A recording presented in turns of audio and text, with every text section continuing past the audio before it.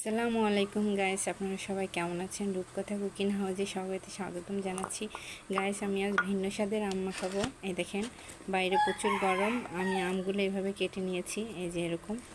এখন ভিন্ন রকমভাবে আমটি মাখাচ্ছি। দেখেন, আমি এখানে এক পাশে চিনি, এক পাশে লবণ আর এক পাশে জিরা আর শুকনো মরিচ এই যে ভেজে সেটা গুঁড়া করে নিয়েছি। দেখেন, দারুণ একটা ফ্লেভার আসছে।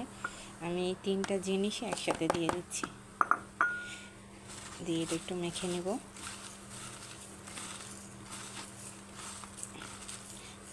এবার এর মাঝে দিচ্ছি, এই দেখেন, সরিষার তেল। এই যে সরিষার তেল দিচ্ছি, এই যে সরিষার তেল দিলাম। এবার হাত দিয়ে মেখে নিচ্ছি।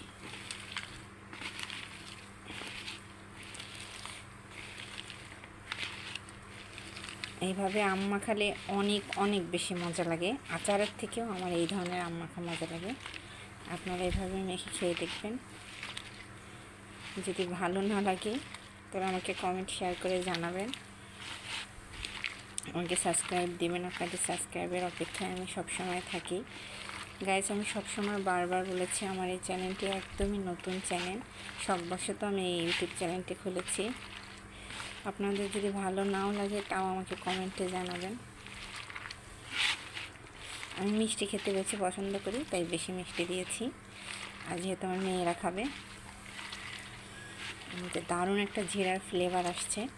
জিরাটা ভাজার সময় কোনো তেল দেওয়া যাবে না, মানে অনেকে ফোড়ন বলে না, ওই রকম করা যাবে না। শুকনা তাওয়ায় জিরা আর শুকনো মরিচ ভেজে নিতে হবে। এই দেখেন, যে আমি একটু খেয়ে দেখি।